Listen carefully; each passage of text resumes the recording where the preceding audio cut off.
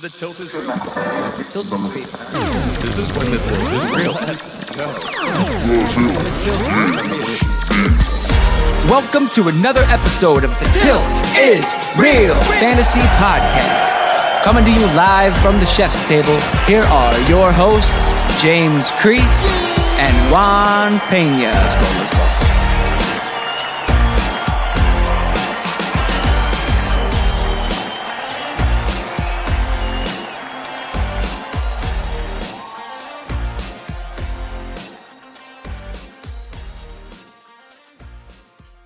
Welcome into another episode of the Tilt is Real Fantasy Football Podcast. It is Wednesday, April 14th, and joined with me, as always, at the chef's table, Mr. Juan Carlos Pena. How are you today, sir? I'm doing fantastic, Chef. Any day we get to talk about fantasy football is a great day. And along with Juan, our man of mystery, Mr. Swanson, you never know where he's going to be, never know where he's going to show up, is here. What's up, Swanson? How are you today, bro? Whoa, I'm here. It is Wednesday, my dudes. What's going on? Another great Wednesday. Happy to be here with you boys. Every Wednesday that we do the show is a Wednesday closer to the start of the 2021 season. And we already got some people in the chat. Happy to be here. My man, Jeff. Justin's here too. What's up, Justin? Oh, He says what's that going on? on? Bucks. I love that. 100%. Yeah. If you had to bet, come on, you know what I mean? Like building the all geriatric team down there. He's retired like Gronk was retired. Is that why they're not signing Antonio Brown yet? Tired.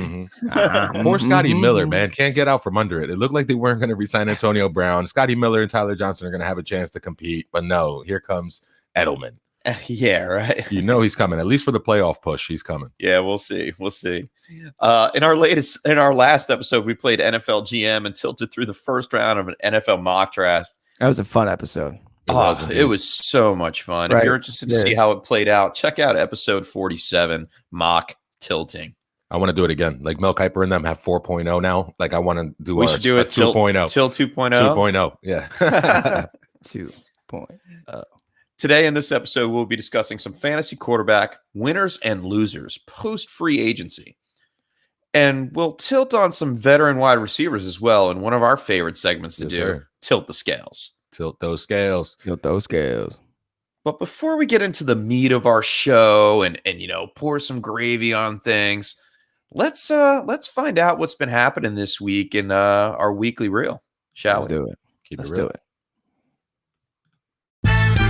It's the weekly reel, presented by the Tilt is Real. It's the weekly reel. Let me hear the news. Now, there was an important signing today, not really fantasy relevant unless you're playing in those redraft leagues, with Jadeveon Clowney, formerly of the Titans, going to the Cleveland Browns on a 1-year contract. Now, Clowney's played with the Texans, Seahawks, and formerly the Titans, right. Now joins a stud defensive lineup in the Cleveland Browns. You know me, Chef, like I'm completely geeking out over this because Clowney hasn't been himself since he was next to Watt, and he hasn't had that kind of production until he's had someone else. I don't feel like he can carry a defensive line on his own, and now he doesn't have to, opposite Myles Garrett.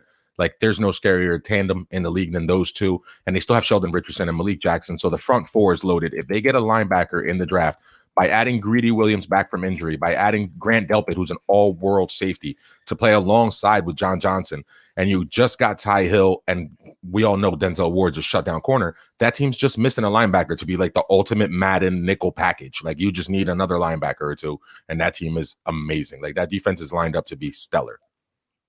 I mean, it's everything you want in a defense. 100%. And the offense will benefit from it. For sure. And the way they play with controlling the clock and running the ball, it leads into keeping that defense fresh. The guys aren't going to get overworked, overtired, and they're going to be able to be impactful on every play. It's scary.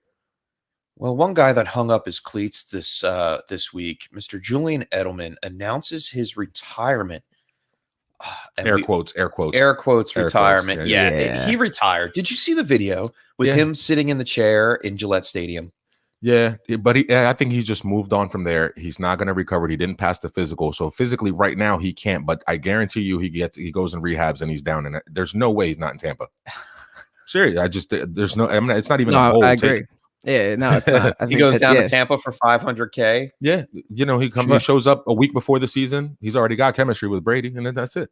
I can't wait for that spiral effect to take place. We had another free agent signing. What was it? James Monday? Conner. Tuesday? Yeah. It was yesterday. Yeah, James Conner, Yeah. formerly of the Steelers, signs a 1-year contract with the Arizona Cardinals. And we've hinted about this, Chef, and we've talked a lot about it off air about Chase Edmonds not being able to carry the full workload that we're going to have to bring in competition. I thought they were doing it in the draft, but they may be able to avoid doing it in the draft, or they can take a flyer on a guy later and hope that James Conner comes back healthy, because he was great when he was healthy. It's just that he hasn't been able to stay on the field. We played around with it earlier last season, at the end of the season, debating on whether or not who was going to get that Arizona spot once Kenyon Drake got moved on. And we thought it was going to be Aaron Jones. And then some people said Marlon Mack would be a good fit there. Yep. And it just didn't happen. And the Steelers, they just didn't want James Conner back. So now here they are going with James Conner with Chase Edmonds for the 2021 season. Yeah, as of right now, and the draft is going to obviously have a lot to do with it. I think it tips the hand more so for the Steelers that they may draft Najee Harris or, Javonte Williams or, Travis Etienne there later in the first round. They might have just tipped their hand by not re-signing Conner. Yeah, absolutely. They're definitely going to get somebody to go along with Anthony McFarland and Benny Snell in that offense. And I think they still have Jalen Samuels. They still do, yeah. I mean, Depth irrelevant. Piece, yeah. He did have 13 catches in a game to burn me one time in the playoffs, though. I'll never forget that. Yeah, those stick with you. PDR 13 catches. Jalen who? Another running back signing this week was veteran Giovanni Bernard, formerly of the Bengals, signs a 1-year contract to the Tampa Bay Buccaneers. The rich get richer. Yeah, Chef, it's been 30 years since any team kept all 22 of their starters, and then they add pieces, and then they keep adding pieces. Like, they're just going to be completely a juggernaut this year. And Mr. Swanson, last week we were talking about Giovanni Bernard, right? And we were saying the mustache has moved on. Isn't it funny that Raymond James Stadium used to be called the Big Sombrero? So like the big sombrero with that mustache, it would have made perfect sense for Gio Bernard to go there. Yeah. I could picture him with a sombrero with that mustache because it fits perfectly, like the look that he was going for. Looks like he'd be on a bottle of hot sauce. Yeah, right. Exactly. Like Bernard's hot sauce. Yeah, Gio, like Gio Spice. You know what I mean? Yeah, something Gio like Spice. That. GOB's Spice. GOB is all spice. Yeah, I like that. We're marketing for him already. But Mr. Swanson, does that kill for you? Does that Keyshawn Vaughn, his history? Does it kill Leonard Fournette, Ronald Jones? Like, what do you do with that backfield? It's tough, right? It's tough to figure out. I mean, they signed him because their pass catchers from the running back position weren't really getting it done last year, and Gio has proven to be Mr. Hands over the years. And Gio's one of those guys that you kind of you use him as a week-to-week fill-in when maybe you have an injury at running back, and sometimes he gets it done for you. More often than not, I feel like he gets it done for you. So, look, just like you said, the rich get richer. I think anybody going to this offense right now, it definitely helps their fantasy value for sure. Yeah, I feel like he could play the James White role for Brady. And those dump offs that we saw, Ronald Jones dropped one. Another game he fumbled. He caught it, a little turnaround screen pass, caught it, and then fumbled. And it hurt the offense. And Brady doesn't like that. And when you don't pick up pass protection, that one hurts too. So we saw him leaning on Fournette, but this gives him another back that he can rely on third downs. I love it in purposes. Yeah, go ahead. No, go ahead. For fantasy purposes. No, I was going to say for fantasy purposes. I mean, it's nice to have Gio there in deeper leagues, especially if you can spot start him for a week-to-week matchup on teams that don't really, do well against running backs who catch the pass. So I still think Gio's on the radar, man. Oh yeah, he'll definitely be viable. I think he's an avid depth piece for deeper leagues to hold on to, especially later on in the season with the 17th game coming into play, the 18 weeks. I think they are starting to stock up more on running backs, and we knew there was a flux of extra free agent running backs this year, and now we're seeing them fall in other places. So as fantasy managers, we can't put all our chips in on running back this year. We really can't. And if you do, you better have those late round flyers that you're going to be taking in redraft. Instead of taking it on rookie wide receivers like we have in years past, we might have to take it on handcuff and running backs more so this year, just to be able to have them in there. Yeah, with the injury factor in place, I mean, you definitely want to have that extra insurance policy. For sure. What's up, Brad? My man, Brad. So just to continue Good with, day, mate. so I was watching a documentary last night. It was on Netflix. I don't know if I can bring it up on the show. I'm butchering this right now. I'm getting you're better. sounding great. I think you sounded You're great. sounding good. I'm watching, if I have an opportunity to watch any sort of show that's from Australia, I'm trying to hone in on the accent, because that show is coming where Brad Bolt is going to be American and I'm going to be Australian, and I'm doing my research and I'm going to make it happen. It's going to be great. That's how I learned how to speak English. Brad, we got to schedule you Hey to there. come in on the show, man, and have some fun with us, tilt around a little bit. Thanks, Brad. I'm getting there. He's gonna get it down, bro, for sure. Oh yeah. All right. Just like anything, it just takes a little bit of time to get there, and then once you get there, you'll be all right. One last piece of news before we move on to the meat. The Broncos and most recently the Lions have voted to skip next week's voluntary OTA sessions over lingering 2020 concerns. And for all of you that don't know our show, we do not drop the C word on this show. We're not built for that. So it's 2020 from here till whenever we stop doing this podcast. It'll be the 2020. It's always going to be the 2020 disease. What does this do for the start of the 2021 season, Juan? Players struggled last year due to not having OTAs. Yeah, the OTAs hurt the rookies, the young players, the quarterbacks. Like you got we'll be talking about them in a second, the winners and losers of this year's free agency period. It hurts them not getting continuity with those receivers. The guys in new places, Carson Wentz comes to mind. If he's not able to go and practice with his new receivers, like that's going to hurt their timing a little bit. But because it's so early, just some of these OTAs, it might not hurt too bad. As long as their training camp is in full and we actually get a preseason game or two, that could really go a long way towards helping the quarterbacks. And it seems to be, I don't remember exactly what it was, but there was a document that came out today, later on in the afternoon after I wrote the show sheet, about OTAs, mini camps being mandatory.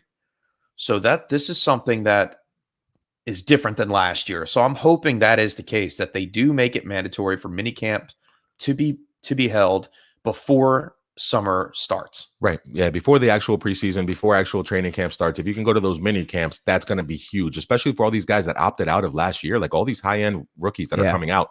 A lot of them didn't play football at all, and they're going to need to hit a little bit and get used to the contact. Yeah, I'm looking forward to it this year. We know last year was just a mess. Yeah. When it comes to football, and even more so for fantasy. We didn't even know if we were going to have a season. Yeah. But this year it seems like everybody's starting to come back. Yeah. And people that dropped out of fantasy last year are going to come back, and we're here. We're here for them. For sure. Absolutely. We're the new people, the people coming back in.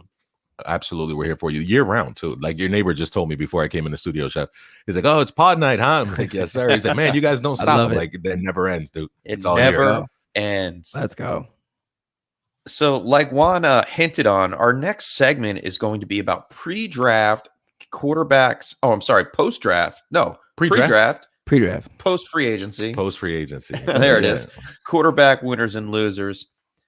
And so let's get right into it, man. We're flying along here just fine. So who's ready for some winners, man? Let's win. I love winning. Win, no matter what. Got money on my mind, I can never get enough. And every time I step up in the building, everybody hands go up. And they stay there, and they say yeah, and they stay there. Cause all I do is win. And if you going in, put your hands in the air, make them stay there. That T-Pain. Get hype.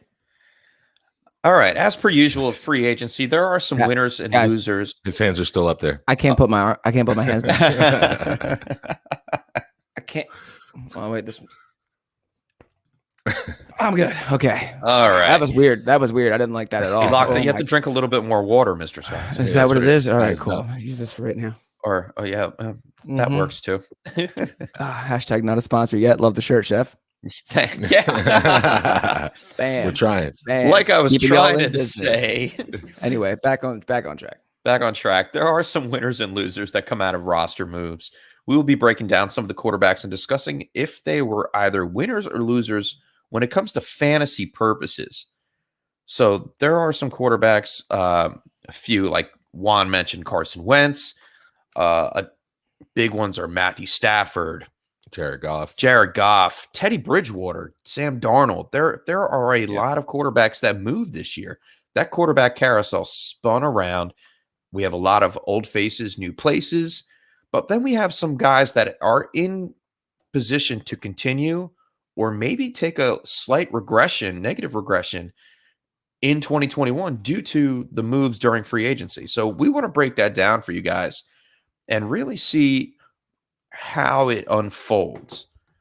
So we didn't go over any kind of typical order or anything like that. But since we mentioned Carson Wentz, why don't we start with Carson Wentz? Yeah.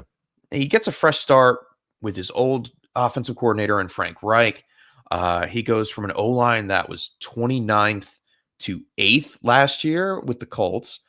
And they lost Costanzo, but they'll definitely address in the first round of the draft, like we discussed last week. Check out episode 47. Yeah. They will address that lost piece on their offensive line. And I see Carson Wentz taking a step in the right direction for the 2021 season. And I have him as a low-end QB1 for redraft. Go ahead, Mr. I got him I got him as a viable QB2. Just with it's great that he's going to be playing, he's back with Reich and he's going to be playing on a beefed up offensive line, which is super important and can only help. The Colts offense, though, I feel like they're going to slow the game down and run the ball, which might limit his upside, which is kind of why I leaned him more towards a viable QB2. It would be nice to have in a dynasty format paired up with a QB1. Yeah, I like the move for Wentz because it gives them a fresh start. And then you go to Indy, who, like Mr. Swanson said, like they like to run the ball, but Phillip Rivers had 543 pass attempts last year. So it's not like they didn't throw it.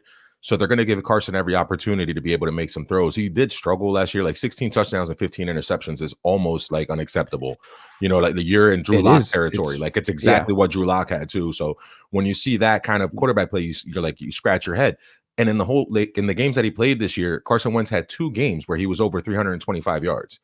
And Jalen Hurts came in and 2 out of his 4 starts, he had 325 yards. So like he like immediately was more dynamic, was able to hit big plays. It helped that he had Deshaun Jackson and Carson really didn't. So for some of those yards, but yeah, Wentz to the Colts, fresh start, top 15. I would probably put him, fair enough, especially if they can replace Costanzo, like you said, with either a rookie or Alejandro Villanueva, Russell Okung, Eric Fisher, like somebody that's out there, that one of those veterans that hasn't signed yet. They can fill that gap for the year. And like Quentin Nelson's a beast, dude. Ryan Kelly's a beast. Like that offensive line is amazing. So yeah, I think he's had every opportunity for success. I'm looking at it as almost a mirror image of the 2017 Eagles.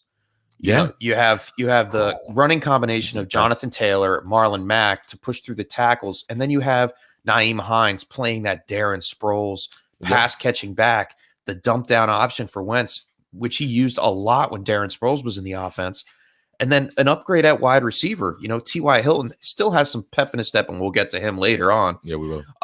And Pittman, he does have the ability to catch a wide range of passes thrown his way. He has a pretty big catch radius, reminding me of like an Alshon Jeffrey type wide receiver. So I think Wentz doesn't need to be spot on accurate to make things happen, and nor does it have to be all on Wentz. And that's what we saw last year. It wound up being all on him. He didn't have the offensive line to stand up and protect him, and he wound up crumbling. And the weapons either. Everybody was injured. Everybody missed time. There was no continuity. The offense in general just looked bad. I think this is a great start. He's probably got the most potential out of any of these guys because we saw MVP form out of him before, where some of the guys that we're going to talk about later, we haven't seen it yet. And we're like kind of predicting that it will happen, but we actually saw Wentz play at an MVP level. Right. Before the injuries. 100%. He just got to stay 75% healthy. Just play 75% of that season. You just want that draft pick. I just want that draft. I always say I want him to do well. I just want him to do at least 75% well, please. You just want him to. You got the good feeling. So, are we all in agreement that he is a winner in this free agency move? I believe so. Yeah, I do too. A winner. He is a winner. Okay, so we have one winner on the board already. Let's move right to the Eagles side of that trade and move right into Jalen Hurts, who gets to lead his team under the new head coach, Nick Sirianni. who is known for working with wide receivers and quarterbacks. He did so with the Chargers organization. He was a wide receivers coach for the Chiefs.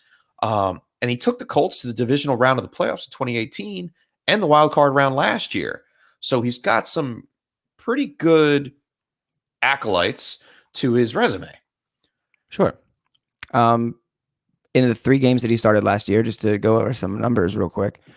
In the 3 games he started, he averaged 282.3 yards and 1.67 touchdowns passing, while adding another 79.3 yards and 0.33 touchdowns on the ground.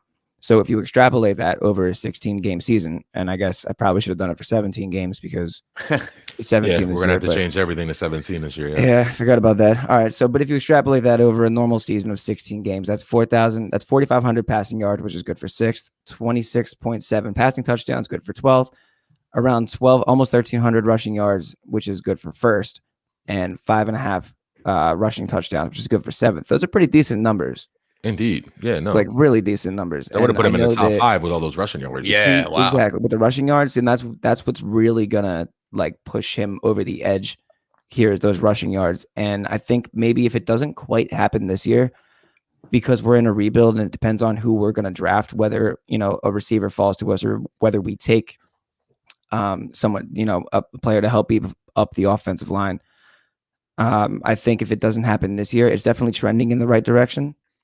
And the year after will definitely just only get better. I just hope that he has time to do what he can do, but his wheels definitely help out. Let's stay on that for a second, Mr. Swanson, because you brought up a good point. The wide receiver core, the receivers in general, aren't really elite to any level. They have Rager, Fulgham, and Greg Ward as their starters right now. As of right now, yeah. On their depth chart. Yeah. So, but they do have the 12th pick overall in this year's draft. So I'm assuming that they go wide receiver possibly again, but we don't know that yet. I think it only happens if one of the big 3 falls to them, one of those top 3s. I don't see them reaching for a Rashad Bateman. They're going to be scared of making the same mistake they made with Jay Jaw and with Rager last year and passing on the wrong guy. Yeah. And or taking the wrong guy and passing on a good player. But like I like Hurts because what you said, Mr. Swanson, like he's going to be a top 12 because of the wheels. Like he's going to run the ball. Like, so if they, the play breaks down, the receivers can't get open. He's going to scramble and he's going to get his that way. And you're playing in a division with improved defenses at least in Washington and the Giants. The Cowboys are probably still a hot mess defensively, but yes, but yes, they are. But the Giants improved their defense right. a lot this year, and Washington, we know what they're about already. So I think he's going to have a chance to succeed and be able to run and scramble and get away from pressure and put up fantasy numbers. It may not look good for the Eagles, who are stockpiling picks. They have 3 number 1s if Carson Wentz plays next year. And I think that's when they attack and try to really revamp that team. They definitely hit the rebuild button, though, by trading away Carson Wentz.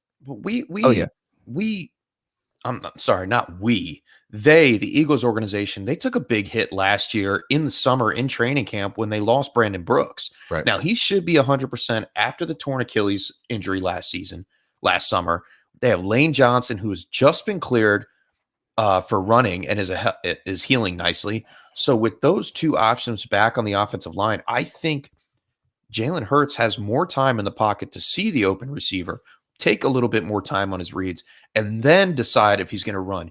It's going to be an uptick for Miles Sanders, I believe. For sure. And I think we actually see Jalen Reagor get a chemistry with Jalen Hurts because we missed that last year. They were both in and out of the offense so much. How could they ever build chemistry enough to get something done on the field? Exactly. And it's hard to. Chemistry is super important. It's super important. And having time to throw the ball is important as well. So having Brooks and Johnson and Kelsey back, I mean, they're all north of 30 years old. So it's, getting to that point where we have to start making some changes on that line. But hopefully it'll give the kid some time to develop. Now, Juan, you said he was a QB1. Yeah, it's just a rushing floor, Chef. I have him as a mid-range QB2 with upside. So maybe low-end QB1 is his ceiling in my eyes. But with the rushing upside, it could be higher. Out of the top 12 quarterbacks last year, there were only 2 quarterbacks, and it was Ryan Tannehill and Lamar Jackson, who did not throw the ball 500 times. So it is difficult to crack the top 12 if you don't have the necessary pass attempts. However, if you were rushing for 79 yards a game like he was last year, like he probably won't keep that up. He's not going to be Lamar, but he can rush for 1,000 yards. And if you rush for 1,000 yards, you're immediately in the top 12, especially if you get some touchdowns behind it. I'm glad you said Lamar, because his if you look back to Lamar Jackson's year one passing proficiency, it was 59.3%. So 32nd of 39 quarterbacks. Josh Allen in his first year was 58. So 33rd of 39. So both ended up their next season turning the top tier fantasy options in their second year. So I see a lot of similarities between those two guys, and I think that Hurts is definitely in that same conversation. I like that. And the second year jump is real. It happened with Carson Wentz too. And that's when we saw him at an MVP level. And like you said, you had Kelsey, Brooks, and Lane Johnson protecting that right side. So the path for success is there. So I'm going to call him a winner. Okay. All right. Yeah, I say too. He gets the winner button for me. I'm cool with that. Perfect. I got to trim that down a little bit. Let's keep it in the division, Chef. And keep it in the division. I want to keep it in the division because I love this kid, and I want to talk about this situation. I find myself being more and more of a fan of the potential for this offense. So, Danny Dimes struggled, 11 touchdowns, 10 interceptions. We have all the excuses in the world, all the reasons why we're here, and why he had that season. Yeah, that's let the singer do it. Is that the Dr. Pepper guy? No, but it did sound like him. Oh yeah, I know you're talking about. Give me the sweet one. That guy, yeah. Give me the sweet sounds of Kenny freaking Galladay. Yeah. Let's talk about that. Let's go. That's huge. Galladay adds that competitive threat downfield for contested catches. Catch radius is real. So although Danny Dimes does throw not so much accuracy too much, he can drop it in the basket. He did it in his rookie year with Darius Slayton. But man, Kenny freaking Galladay. It's going to be great. It changes things. I almost want to make Lamar Jackson a loser because he didn't get Kenny Galladay and he didn't get Juju, which he really, really wanted, and ended up having to settle on, Sammy Watkins. Yeah, we'll get to Sammy a little bit later in the show. But Danny Dimes definitely wins with that Kenny Galladay. Just adding Kenny Galladay, that's one. But Saquon. Oh, gosh, yes. Yeah, man, that's huge. They haven't played a full season together yet. I mean, they played Saquon played 13 games in 2019, only 2 games last year in 2020. And Jones was asked to do too much with a backup in Gallman in a new offensive system via Jason Garrett. So we're going all in this year. I think the Giants are going to go for something. For sure. I mean, it feels like it. If they're healthy, there's no way that Saquon, that's offensive line, right? And then Galladay, Shepard in the slot finally where he belongs. Ingram on a prove it year. This is his last year. Like that's it. He gets no more passes after this. Like if he keeps dropping the ball and keeps being inconsistent, he's gone too. But if I tell you that you have those weapons, like I said last week, you don't want to race that team. Like you're not trying to, have a track meet against that team with those guys that they have. So they're studs on the outside. The offensive line is only getting better. You have a really good draft pick too. The offensive line. Now last year they had Mark Colombo come in as the Patriots. I'm sorry. They had Mark Colombo to come in. Did not work out. I guess he left right before Thanksgiving, and the O-line finished the season 31st best second worst in the NFL, according to PFF. But with a new offensive line coach in Rob Sale from Louisiana Lafayette, now I did some research on this because I was interested on how the Giants were going to fare this year. So Sale, while coordinating an offense that broke numerous school records, including rushing yards and rushing touchdowns, more importantly, helped develop 2 offensive linemen in 2020 NFL draft selections in second rounder Robert Hunt and fourth rounder Kevin Dotson. Now, Hunt and Dotson combined for 15 starts in 29 games played in 2020. Hunt finished with a better Pro Football Focus run blocking grade than 2020 first rounders Jedrick Wills and Tristan Wirfs, who each made the Pro Football Writers of America All-Rookie team. Now, while Dotson landed ahead of veterans Kevin Zeitler and David DeCastro in overall PFF grades for guards.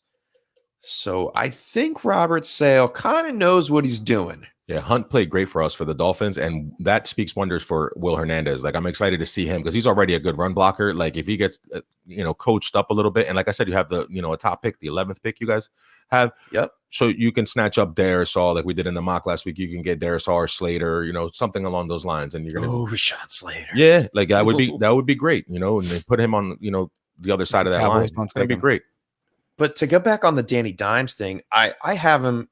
Now, I'm going to be modest here and say he's a mid-range QB2 with upside. Yeah. I can't say anything more because we've seen his ups and we've seen a lot of downs. He worked on his interceptions last year. He worked on his fumbling last year a little bit. He got a little bit better towards the end of the season, but then he got injured. Right. So I want to see Daniel Jones in a full 17 games. I'm going to have to get used to saying that. Yeah, right. That is weird. That's To the another one. and I want to see him be able to do it if he is that real franchise quarterback for the New York Giants. It's yet to be seen. I think it's fair to say that he's, where you had it, what you said, mid-range QB2. Mm-hmm. Having because it's with a bit of a bit of a mystery with upside, right? Because he has the weapons around him. If Saquon's back, there's all this potential for the upside, and not for nothing, there is some upside on the ground too. He rushed for 423 last year in 14 games, which was 7th most for a quarterback. So that averages out to 30 yards a game or 3 extra fantasy points a game. So there is some upside there too. So yeah, I think, Chef, you're pretty much, right where it should be. And I think there is the potential for upside is there. I like that, Mr. Swanson, because that those little 30 yards rushing, you're like, oh, what's 30 yards rushing? That's an interception. That's a fumble. That's the one mistake. You know what I mean? That's that game you lose by 3 points. If you know what I mean? Like, yeah. Yeah. So that's big. And he can get more than that too. We saw the wheels, except for when he fell on his face, but he was gone, man. He was running. He had the fastest recorded time for a quarterback last year running. So he's pretty fast. This is Tyreek Hill speed. Remember in Madden when they used to say he's got running from the cop speed? Yeah. I don't know if we can say that nowadays. You still got to run. Yeah. Ain't nothing changed. You got to run. All right. So are we all on consensus? 3 in a row here. Daniel Jones, winner? Yeah, Danny Dimes is a winner, man. Yeah, you can't get Kenny Golladay and Saquon back and lose. You know what I mean? 100%. Cool. All right. So I like that. We're moving right along here. And do you want to keep it in the division, Chef? Yeah. Sure. Keep it. Finish out the East. Let's go. Might as well. All right. I don't know if I have a lot on Fitzpatrick or not. Yeah, I have a little bit. Yeah. All right. So started off the Washington football team. Yeah, there it is. Starting quarterback for the 2021 season, Ryan Fitzmagic. My man, my journeyman. Oh, dude, I love what he brings, man, to a team. Me too. I love the energy he brings. I can't believe he had never had a real starting job where he would just stick and be a franchise quarterback for the rest of his career. Yeah, you mentioned it. He is a journeyman, but he should have been a starting quarterback. So I thought he was going to stay in Miami, the way things were going down there. But he gets released into free agency. Washington comes along, scoops him up. And I have him graded as a low-end QB2. Great for Superflex as your second QB this year for 2021. Obviously, now there are rumors of Washington moving up to get a quarterback in the draft. They have been swirling. So even though I believe in Fitzpatrick, it's going to be a little dicey come the start of the season. We're still in April. We're not going to have any real news on anything until obviously after the draft. We'll see what happens. But even then, you can count on Ryan Fitzpatrick to at least start 4 to 5 games, unless Washington moves up to number 1 somehow. I don't see that happening either. So he gets another fresh start as a starter for Washington. He's got Terry McLaurin, F1. Wow, I'm in love with Terry McLaurin. He finished wide receiver 20 last year, and that was with Haskins, Alex Smith, Taylor Heinicke, and Kyle Allen. Yeah. So imagine what he could do with a more competent wide receiver that can throw the ball and wants to take deep shots down the field. Well, that's what he does. That's the reason right there, Chef, why he hasn't been able to stick and be anybody's franchise quarterback, and somebody might move up to get him because, he threw 13 touchdowns and he had 8 interceptions. Like, he's going to force the ball in there to Terry McLaurin. Like, he's got Curtis Samuel to stretch the field. He's still going to do those things, but he's in a prime position to win. And I like where you have him ranked, like low-end QB2 style, where he's playing the Cowboys, fire him up. Like, he's a streamer in redraft leagues, like 1 QB leagues. You can fire him up the week your quarterback has a tough matchup. That's your man. Go put him in there because he's going to throw for 300, throw 3 touchdowns. He might throw 3 picks, but he's going to throw 3 touchdowns and throw for 300 yards in a favorable matchup. No, I can't agree. I can't disagree. Especially with with that those weapons. And anytime you move Chef and you go to a new team and you're the guy, like you're going to be the starter, that's great. So right now he's a winner, but I am scared of them moving up and getting somebody. And I don't think they pay Taylor Heineke for no reason. Like they might let him compete. And there's a good chance that if he starts throwing the ball around against that defense of Fitzpatrick, that Heineke might get a chance to play again because he looked good against the Bucks. He looked pretty good against the Bucks. Yeah. That's why they paid him a little bit to keep him around. So, and they did upgrade. They upgraded the wide receivers. We talk a lot about Curtis Samuel. They also brought in vet Adam Humphries in for the slot, who's reunited with Fitzpatrick from the days in Tampa. Right. Yeah, he was his slot receiver there. And then of course, we have Antonio Gibson and J.D. McKissick, who were just phenomenal last year. I'm looking forward to see what Antonio Gibson can do in year 2. And I think all around, I think the Washington football team has themselves a decent team again this year. They sure enough do. I mean, definitely playoff worthy. Yeah, I think it'll be another 10-6 wins for that division because you guys vulture each other and beat the crap out of each other all the time and split. Even the Cowboys win games here and there, even if their defense is bad. So, yeah, but they have a chance to win that division for sure. So yes, no, winner, Fitzpatrick? He's a winner. As of right now, yeah. As of right now, yeah. As of right now, give him a dub. Sure. Pre-draft, yeah. All right. Good. So that's 4 in a row. Wow. Mob GG, what's going on? R.I.P. my Heineke shares. Yeah. I wouldn't straight drop him. I wouldn't drop him just I yet. wouldn't drop him. Yeah, because I think they'll let him compete. Yeah. You know what? I mean, he stood up enough for himself. He has movement in the pocket. He can get away from the pressure. I think he's viable somewhere in the league. I don't think he's a starter. I really don't. Right. Like their third he's string, not a franchise I think their third stringer is like Steven Montez, if I remember the depth chart right. And like he's not going to be on the roster probably when the year comes. So they will draft somebody, but I don't think it's going to be somebody that threatens. Kyle Allen is still there too. I don't know if he's under contract, but yeah. I mean, I don't think he's there. I thought I saw the rosters right the other day that he wasn't there, but I could be wrong. I mean, me too. Regardless. But either way, Heineke, I would keep him. I wouldn't drop him just yet. And I think Fitzpatrick is a winner because he went to a new team. So why not? And he's in a Scott Turner offense. So why not? Yeah, he's there. Where do you guys want to take this one? I feel like it's almost easier to find or harder to find guys that lost. Okay. You know what I mean? Like there's clear losers. You know what I mean? There's a clear loser I'm looking at right here on my sheet. Yeah. And it's Jared Goff, man. Yep. 100%. I was just going to say that. Goff got the short end of the stick by getting traded to Detroit.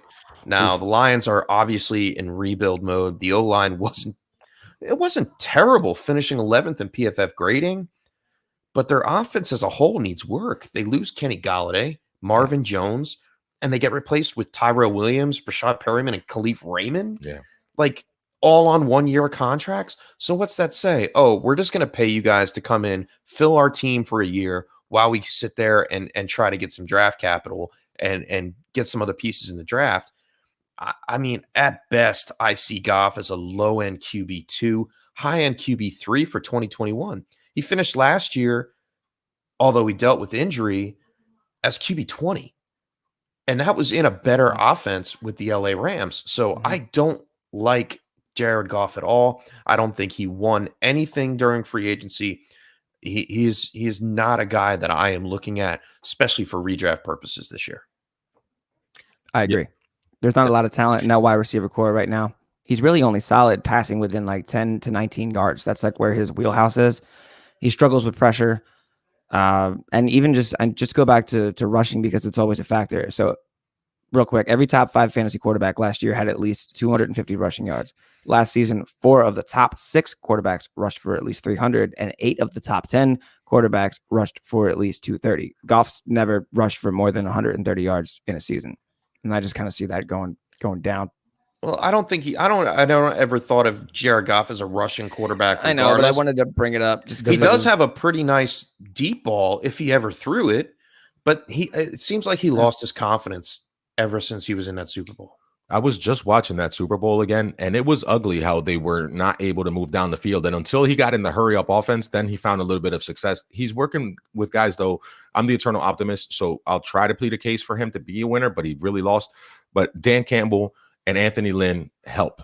That helps. But the fact that they don't have any weapons, it's absolutely crazy. Top 50 or 60. Yeah, top 50. A wide receiver 5? Yeah. I almost think Yeah. that's a joke. I almost think Rashard he It does is. Perriman- say He's being funny because he took it up from 25 He's to being 50. funny, Do you yeah. think a Lion can be a top 25 wideout? For those listening and just Yeah. No. audio only, Justin's asking from the chat. No, I don't think a top 25, but I think a top 50. Yeah, sure. I think Rashard Perriman could work his way into that. Right. Well, we're doing this pre-draft, but whoever they draft at 7, if they take a receiver, if it's Waddle or Devontae Smith, they'll crack that. You know what I mean? True. They'll have to by default. But I think those 1-year prove-it deals are telling Chef, like, I think the whole team's in a rebuild. I think they might actually go quarterback at 7 and groom the next guy and just skip the golf thing altogether. They're just Wow, yeah. that's bold. We Yeah. didn't hear that last week. That is Yeah. savage. I feel like Yikes. that he's only on a 2-year deal. He's got 2 years left on this contract. So it's perfect for it. You know, Trey Lance falls to 7. It's perfect for them to take him and groom him for 2 years. And Anthony Lynn and Dan Campbell would be happy to do that. Yeah. I feel bad for DeAndre Swift in this predicament. Yeah, because he's going to waste a good quality Yeah. year. You know, the running backs only get 3 to 5 years, and he's going to waste a quality season his second year. You know, Getting having to tote beat the up, rock. getting beat But up. if you toting said the rock. the line is good, Anthony Lynn is there. They're going to try to run the ball. Deuce Staley's there, so like they're going to run the ball and probably do it pretty well, and maybe find some semblance of success. But that team's in full rebuild right now. All right, so we got our first loser then, huh? Yeah. That's a consent.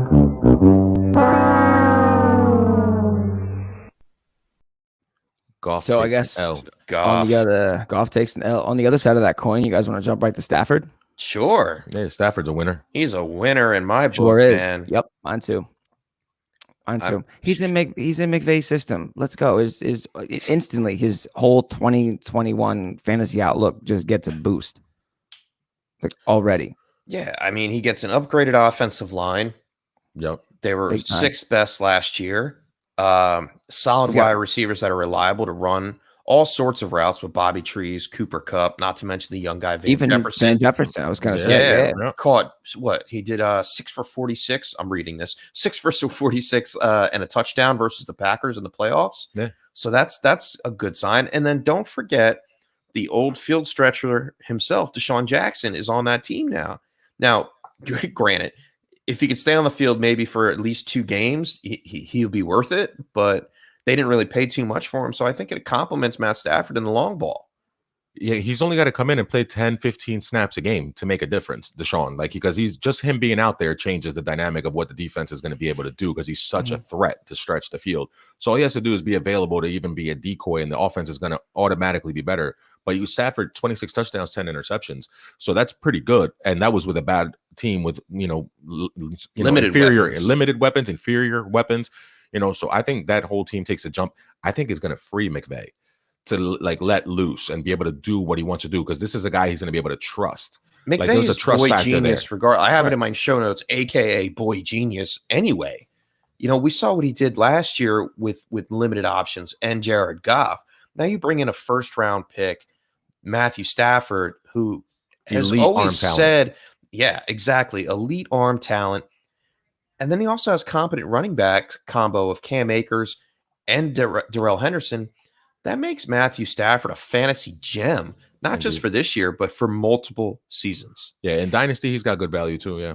Yeah, he does. And to Justin's point, if you're listening, he wants to know if Matt can be a top 5 quarterback or if that's too high for fantasy. I think it might be a little too rich. I think Stafford, if he can stay healthy, is a top 12.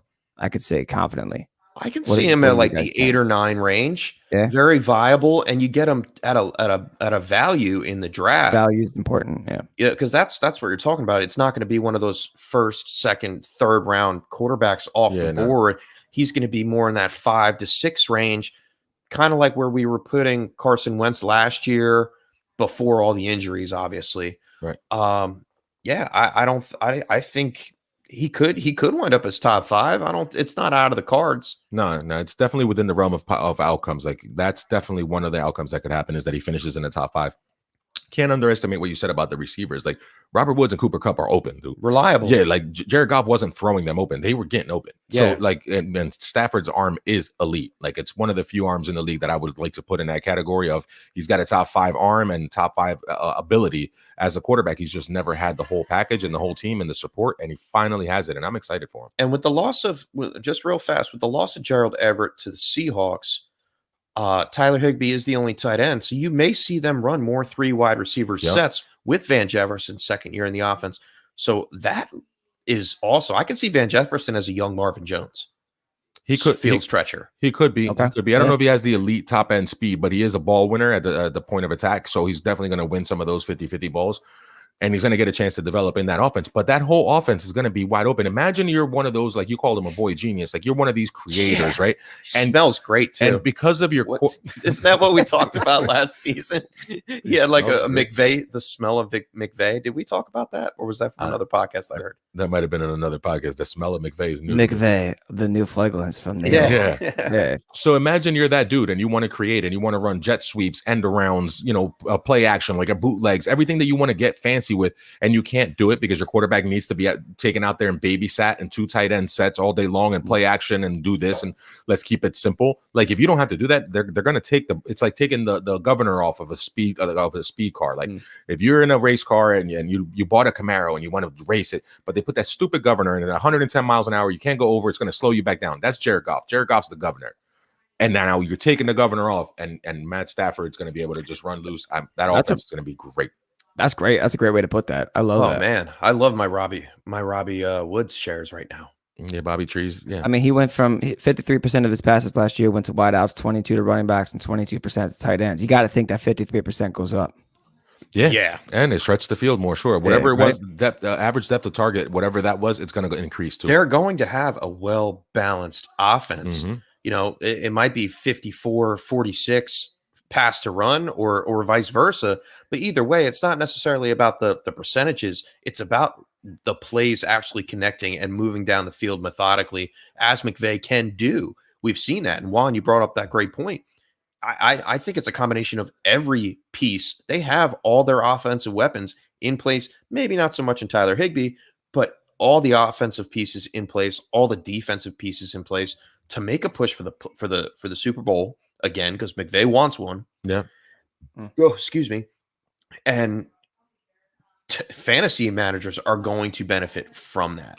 For sure. I think he's going to provide, like you said, great value too, because he's going to get slept on. People aren't going to be talking about it. They're tired of Matt Stafford, and you're going to be able to get him in the 7th or 8th round, and he could mess around. And like Justin's point, he could mess around and be top 5. So not just Matthew Stafford, but the whole LA Rams organization.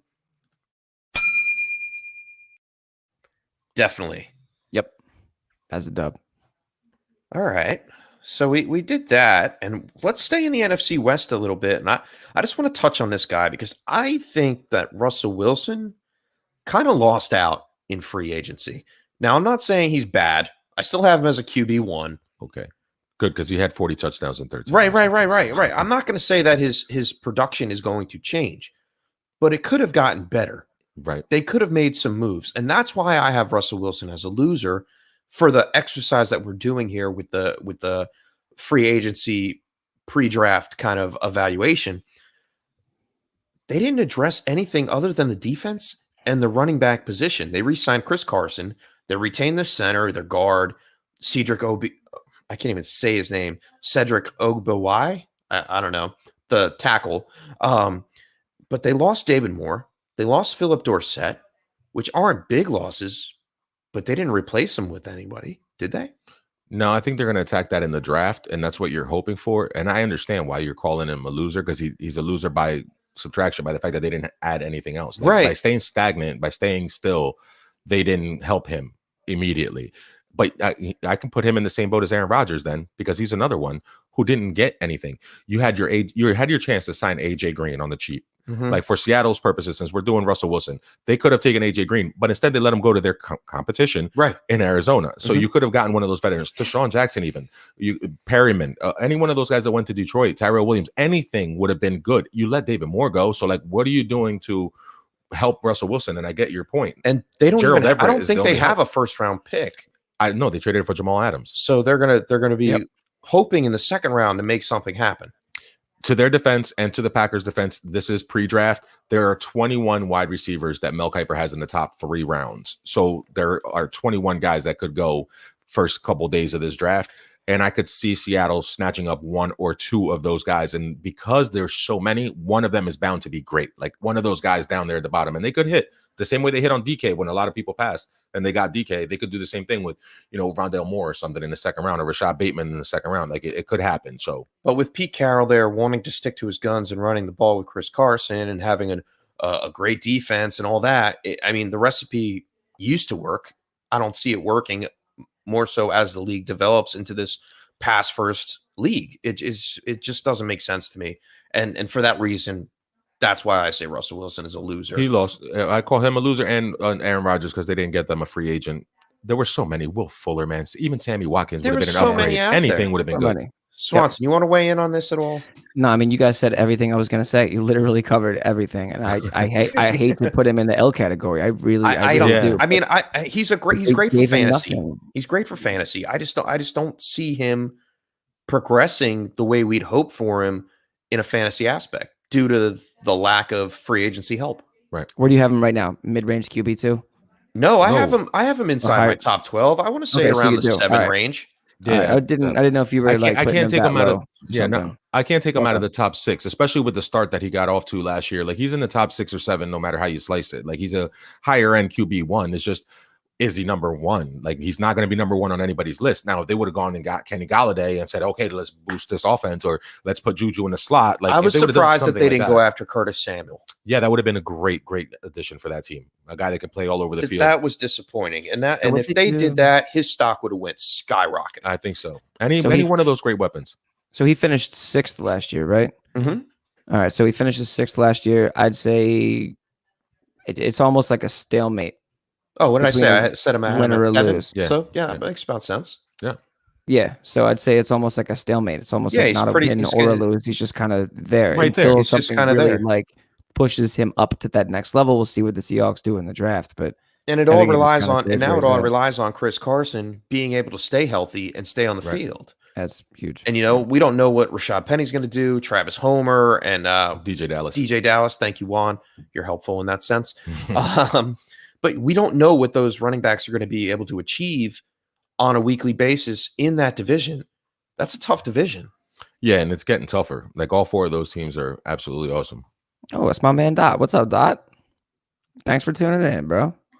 So for all intensive purposes, Russell Wilson, I love you, but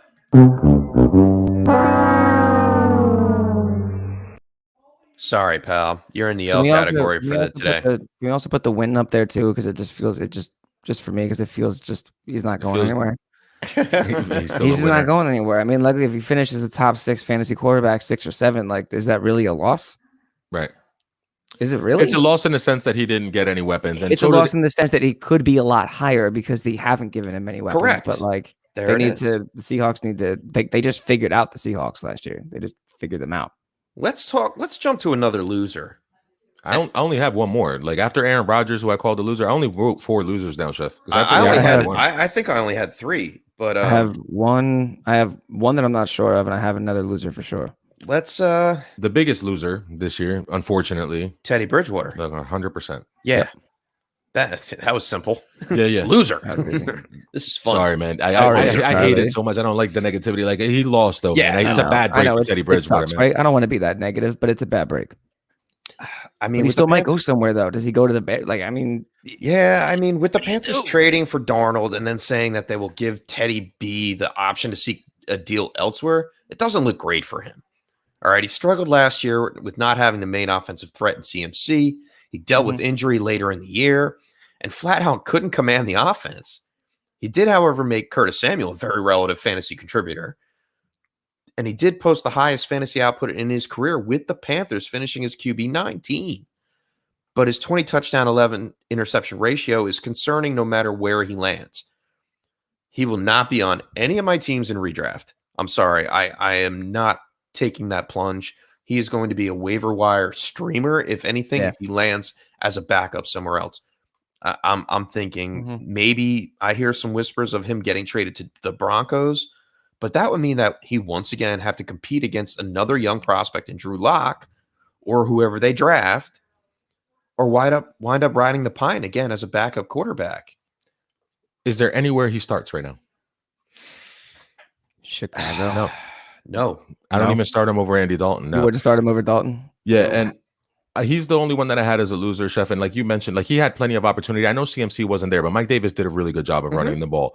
And with those three wide receivers, Curtis Samuel, DJ Moore, and Robbie Anderson, like you should have been able to get a lot more than 15 touchdowns, 11 interceptions. Like you had to do better than that. And as a whole, the offense struggled, and as a whole, they were a little slow. And Joe Brady's going to come out of that. I just don't know if it's Darnold's an upgrade, I guess. You know what I mean? Like physically and all that, and you're buying yourself a few years of time. But I don't love the move for them at all. I like that's a good one. This is interesting. Teddy to the Washington football team or the Texans if there's no Watson. That's a very viable move because he would be an upgrade in Houston if there's no Watson. That would definitely be an upgrade. And he could go and compete with, Fitzpatrick on the Washington football team. I guess I like that a little bit. But we don't give him the benefit of the doubt because of the age, because the fact that he's a little older. Because Danny Dimes was 11 touchdowns, 10 interceptions. So we're giving him the benefit of the doubt because he didn't have Barkley. He's learning and he's young, and we're giving him the benefit of the doubt. But we're not giving it to Teddy B because he's already had a few chances to prove it. But he was marred by injury, man, and he had a lot more potential than what they're giving him credit for. Yeah, but I mean, he just never got anything done. Even when he was healthy, the best he was quarterback 23. Yeah, he's always Minnesota. He's always been a game manager. Yeah. So I don't think it's even worth putting my chips in at all on Teddy B now. And last year it was a different story. I thought he was going to turn his career around in Carolina and show up, but regardless of who's on the field with you, you need to stand up as a quarterback and be a leader and be able to command the troops no matter what. And he failed to do that in a sense. Yeah. There was a lot to overcome for him, and if I'm going to make excuses for Danny Dimes, I'm going to make them for Teddy B. Fair enough. But he is going to be I think he should. I would stay there, just be the backup, or just straight beat Darnold. If you think you're better than Darnold and you deserve a shot, beat him for the job. It's not like Darnold is a number one pick this year, a guy that they've invested a bunch of stuff in, a bunch of money in, or capital. Take your shot. Beat him out in training camp. Beat him out in OTAs. Beat him out in the preseason. I mean, he's got a shot to do that. I think so. I guess. Yeah. I guess he does. I read something somewhere. I think it was yesterday. I read it that if they keep him past a certain date, he automatically gets $19 million guaranteed for this year. Right. But if they cut him, they still have to pay 10 of it. Even 11. If they cut him. Yeah, 10 or 11. Yeah, they still got to pay a chunk of it. So it's expensive if they don't trade him. If they can't find a trade partner, it's going to cost them some money. I think they can get a trade done. You're right. I mean, tell me that he wouldn't be a good backup in Seattle. Yeah, he'd be good there. He'd be a good backup in Dallas too. Right. We're not sure how healthy Dak is going to be when he comes back. Why wouldn't he be a good backup there? Backup in Dallas? DiNucci. Yeah. Oh, that's terrible. Ben DiNucci. So I mean, yeah, you'd rather have Teddy B back there. Sure. That makes sense. And Carolina still may make that move towards quarterback. Darnold. Yes, they picked up his 5th-year option, which we didn't really talk about that. Oh, we can all just agree that Teddy B's a loser, right? Yeah. Okay, good. I hate saying it that way. But which by default, Sam Darnold's a winner. Correct. You know what I mean? And I don't think we need to get into Darnold too much. No. We could touch on it. Yes, he has a lot of upside. They picked up his 5th-year option. Matt Rule obviously believes that he is a quarterback worth taking a shot on, but he didn't pay too much for him. A 2021 6th, 2022 2nd and 4th. Yeah. Like he gets a shot. Right. That's what he's worth. They're taking a flyer. The dude had 9 touchdowns and 11 picks. So it's like, and I know it was on the Jets and the Jets are atrocious, blah, blah, blah. But if you're saying the same thing about Teddy, why are you taking a chance on this guy? And it's the 5-6 year age difference. Right. That's why you're doing it. He could easily go into Carolina, start seeing ghosts and playing the kissing game again, like he did with Adam Gase in New York. But he does have an elite running back in CMC, which he didn't have in New York. Correct. So that helps. DJ Moore. And he's reconnected with Robbie Anderson, who he's already had a little bit of chemistry with. If he doesn't do well this year, it's his own fault. You get out of the Adam Gase thing. You get out of the, terrible coaching. Yep. You're able to work on your mechanics and everything. Like he's fallen victim to poor mechanics and decision making without proper coaching to help correct that. Like now he's finally out of that whole thing. He's younger than Joe Burrow. Like the guy has so much left in the tank, and I really want to see him on lock.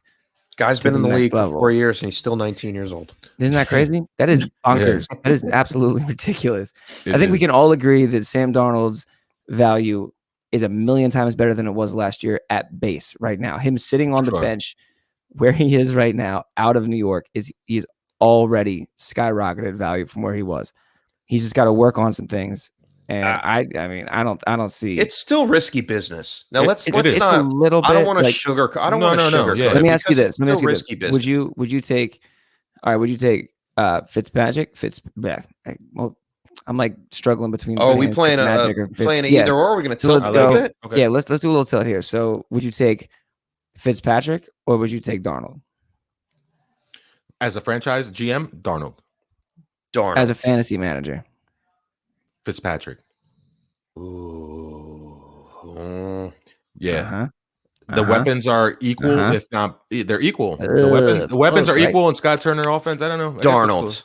No, I would take Darnold because I think you get a little more out of him for a couple I think he has a little bit more opportunity to in throw Dynasty, the I ball would take him. and spread the ball around. Oh, Dynasty and utilize 15-year age CMC difference or 14-year age difference in Dynasty. Yeah, in there's no Dynasty, question. it's Darnold 100%. But in redraft for this season, It's close. I'm going to take Fitz for Okay, so redraft. all right, so let's go redraft again. Sam Darnold or Tua? Tua. Okay. Sam Darnold, Daniel Jones. Daniel Jones. Yeah, that was too easy. Sam Darnold, Jameis Winston. Jameis. Damn. Okay. All I right. hate that too. I don't like that. I don't like that New tough. Orleans situation that at all. that one scares me too. The New Orleans thing. See that is tough because they came out and they said they're going to create an offense that supports. All right. both How about Taysom this Hill one? I and got one Jameis. for you. Redraft. Okay. Andy Dalton or Darnold?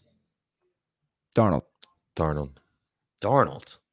That's scary too. Man, you want to talk about not trusting people? Like Nagy's becoming Adam Gase real quick here. Like, Yeah. you know what I mean? Like it's starting to be true. like I have the same vibe coming out of Nagy that I did out of Gase. And we saw 7 years of Tannehill before he finally got freed from him and then he became good. So I'm hoping that's what we're betting on. That's where the bet is being made is on Darnold. Darnold becoming the next Tannehill. This year's Ryan Tannehill. As a fantasy manager, you are betting on QB2s. If and these guys are our QB2s, the ones we ran through. For sure. Even Jameis Winston. For sure. So like don't put all your chips in. Don't read what we're not or don't hear what we're not saying. Don't put all your chips in as a QB1 and think you're going to get QB1 value out of any of these guys like Sam Darnold, Teddy Bridgewater, Andy Dalton, Jameis Winston. They are question mark players. Yeah, it shouldn't be your starting quarterback on your fantasy roster for 2021. The only guys that I would deem like must starts out of the whole group that we've talked about, and I'll add a couple more guys in here, but like we mentioned Russ as a loser and Aaron Rodgers as losers, maybe, but they're obviously they're must starts. Yeah. And I was gonna bring up Tom Brady as a winner, of course, because why not? He brought back his whole team. Why not? Yeah. Yeah. But so he's obviously a top 12 guy, but Stafford and Hurts probably feel to me like the closest ones. Like Stafford for sure is the one. But then everybody else, like it's questionable. Everybody else has like 8 to 20 range. So those are the guys that everybody's doing it now. The popular thing is don't draft a quarterback, wait till later, stream your QB. These are the guys you're going to be trying to stream, and trying to decipher between them which one you'd rather take is key. Like whether you take a flyer on Fitzpatrick or you get burned and you have to wait for Andy Dalton, and then you're really stuck. You know, I like this what Brad Bolt just put up. Yeah, I like this Darnold's ceiling. Darnold's ceiling is poor man's Tannehill. Darnold floor, poor man Mitch Trubisky / Nick Foles, which makes a lot of sense because you know he has the capability of being a good game manager, but he just never has had the opportunity to do so, nor the weapons around him to actually be successful. Yeah, I was going to say he's never had a receiver as open. Like as Robbie Anderson's great, and he was used a lot more this year in the slot. And Robbie Anderson did better in Carolina than he did in New York. Correct. So with Darnold now in that system, he's going to get the best out of him. And no offense to Robbie Anderson, but he's not as open as DJ Moore. Like DJ Moore is wide open, like on all the plays. And Teddy B, you saw him just miss him over and over and over again. So if Darnold can hit him, I think he's got every opportunity to succeed. And so the upside's there. I like him in Dynasty, and he won out for sure. All right. That's a dub. Yeah, you got a dub. Any other winners or losers we want to talk about here? I think I'll mention them. But Cam was a winner to me. The fact here. The fact that they didn't do that move that you said, and Dalton or Fitz didn't go to Denver. I think Locke is a winner as of this moment until we get to the draft because they didn't bring in any competition. So it's obviously his job. Just way too many rumors swirling with the Broncos moving around. I know to say that he was the definitive winner. Yeah, as of now, he's winning. But yeah, that's really going to be something to keep an eye on come draft day. Anybody else? Let's see. I think we covered most of them. I think the only one we didn't cover was, we did, but like Brady. But Yeah. we didn't Well, really jump into it. But I mean, we covered it in the news. The Did we rich cover stay Tua? rich. Yeah, we talked a little. right. We With the touched on Richard- Tua. Richard- Tua is a winner. Tua not having Fitz there means it's his job, and they brought in Jacoby Brissett, who can Right. be that kind of quarterback, and they can spot start him if Tua struggles. But I just think that upgrades on the offensive line. You mentioned Hunt on the offensive line. We're going to probably add more. We have a lot of draft capital. We can move around. There's rumors that we might. Mel Kiper has us moving up to 4 to go get Pitts and give him the 2 tight end set to kind of bring him along slowly with Pitts and Gesicki, which would be crazy with Will Fuller and Devontae Parker. So, yeah, I think Tua's a winner. He had 11 touchdowns and 5 picks. He was pretty safe. He had 4 games over 248 yards. He had 2 300-yard games. So he's in that mid-range QB2 for me range. You know, like the QB 18 to 12 range is not out of the realm of possibility. I want to see QB1 like he played in Alabama. You know, tucking the ball, running the ball, making those right decisions down the field. But he didn't get that opportunity last year. Will Fuller comes into the offense. They're going to be able to spread the ball around a little bit more, keeping defenses honest. Devontae Parker didn't have much chemistry with him last year. I want to see him step up at the spotlight. And Mike Gesicki, I think he's pretty good at football. Yeah, didn't really get a good connection with Tua Tagovailoa either. Nope. So I want to see Tua take that next step. He is a winner in this exercise, just for the simple fact that he did get Will Fuller added to the arsenal. He'll have a healthy Preston Williams come back, which they had a little bit of chemistry. It did. And don't forget the Swiss Army knife Lynn Bowden, who's just sitting there in the ranks behind them. So I think, and who knows what they're going to do, like you said, in the draft. The weapons you're going to be able to add in the draft. Yeah. We know they're going to at least one offensive weapon at 6. I think so. All right. That's pretty safe. So Tua or Baker?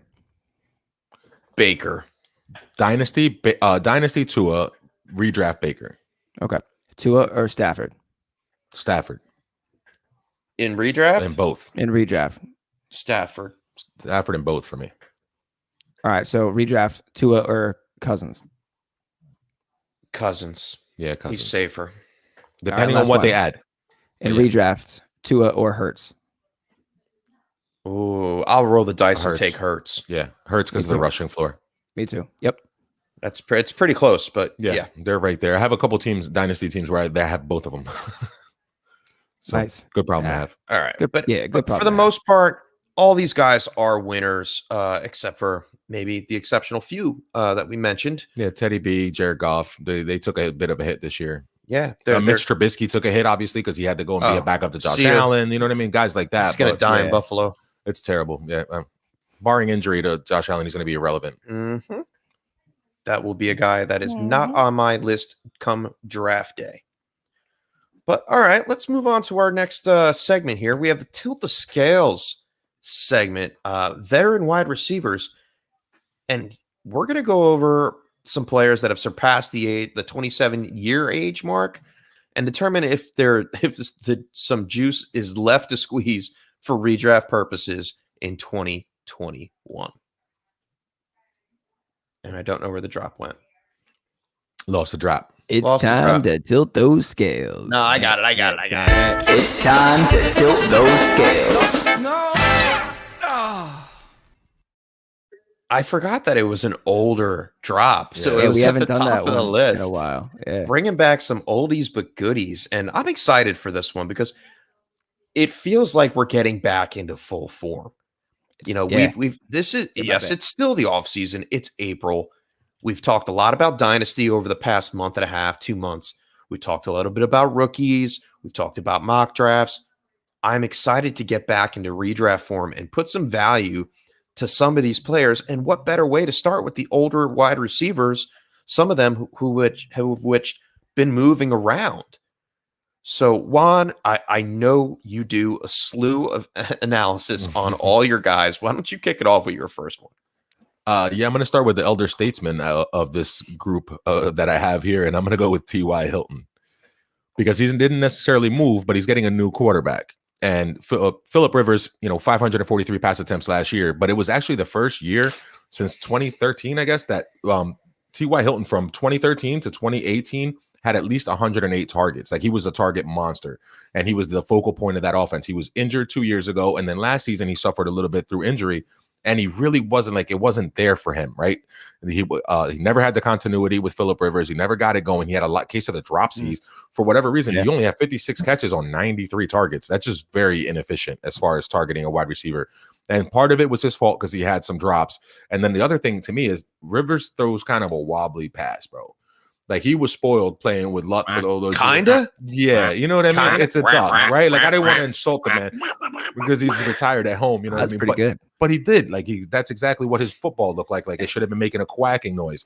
So I feel like Wentz throws a slightly prettier ball and that he wants something to prove. He had the chance to go other places and he was being courted by a lot of different teams. And he decided to stay there and finish what he started. And they do have one of those teams that's playoff bound. We can probably say that pretty safely. They have a playoff defense, a playoff offensive line, and a playoff running game. Now, can the passing game catch up? And they're going to need 31-year-old T.Y. Hilton to come in and play better. Basically, those 2013 to 2018, he was absolutely dominant, and he needs to get back to that form, and he's got a chance to prove it. So I think T.Y. I love that you said everything, every little piece of that you said, and I did a little bit of analysis on all these guys that we're going to talk about because I wanted to talk about these guys a little bit and dive a little bit deeper before anybody else in the industry does. Right. And what showed up to me was down the stretch, he actually had juice left in the tank.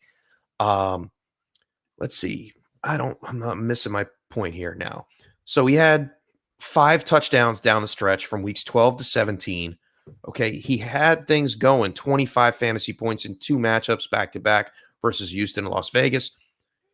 The fact that he ended up as wide receiver 41, I believe it was in PPR. I think he's going to be a great value in drafts this year for fantasy managers. Not a wide receiver 2, but a fringe wide receiver 3, high-end wide receiver 4 with upside.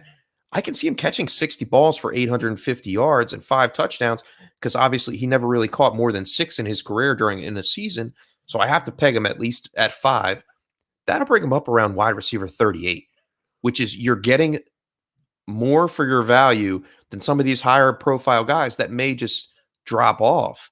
So I like Hilton as a value here in redraft formats for the 2021 season. Value, you're absolutely right, because these guys start to lose their shine. They lose a lot of their luster when they get older in age and everybody forgets about them. But if you snatch him up at the end of a draft, he's averaging 4 catches, he would have had 812 yards last year. Correct. If you prorate his yardage. Right. So that puts him right there where you're saying somewhere in the mid wide receiver 3 range, depending on the touchdown situation, which they could score of, especially if they can hit on play action with the deep ball. He still can stretch the field. And we saw him against Houston. Like you said, he lit them up. Both times he played really well against them. So, he always does that to the When Texans. we looked at Carson Wentz's MVP season, he was accurate. Didn't have to throw the ball on every down. All right. Who they have? They had didn't Shady play then? No, Shady wasn't there. No. Who was the running back for them? What Was it 17? Jordan? Was it Jordan Howard? Jordan Howard and Darren Sproles? It was Howard, Sproles, and LeGarrette Blount. Jay Ajayi? Blunt. Yeah, Blunt. Ajayi. Oh, LeGarrette Blount. Yeah. My point being is he didn't have to throw the ball every play.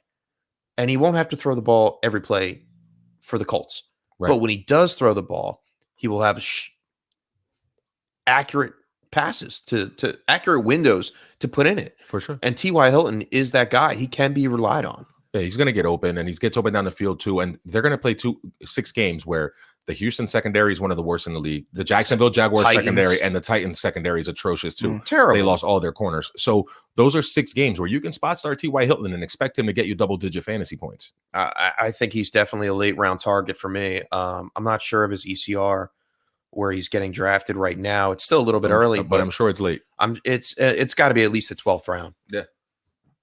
At least. Sheesh. But that's a good one. How the mighty have fallen. Swanson, who do you got on your docket, bro? I'm going to bring up one of the most obvious ones. I feel like that's just staring everybody in the face, and that is Mr. Julio Jones, Mr. 32-year-old Julio Jones. He is 5 years removed from the 27 mark that we are here, and I hope everybody's listening. Julio Jones is a unicorn, and don't you forget it. He is – I still think he has value. I still think he has 2 or 3 more years of wide receiver 1 production. When he's healthy, he's the best wide receiver in the NFL. He's different than anybody else. He can still ball. Before 2020, he was posting at least 1,394 receiving yards over the past 6 seasons. Like, he's in a class of his own, and that hasn't changed. So last year he had a truncated season, obviously, but he did He finished with 51 receptions for 771 yards and 3 touchdowns in only 9 games. And he left early due to injury in 3 of those. And he managed to do those numbers. That's just some stuff to think about. I don't know what Atlanta's going to do as far as their quarterback situation. I know they're talking about keeping Matt Ryan around. But regardless of what happens, Julio Jones is in a league of his own. I think he's a big buy. If you're in Dynasty, I think you should maybe if you're in win now mode, try to get him. Win now. If you're competing, get Julio if you're competing right now. Because I know that some managers are a little nervous about his age. Like, nah, strike now.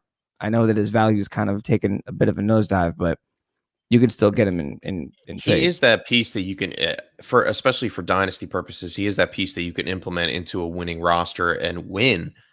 It all depends if he's going to be on the field. If he's on the field, you play him.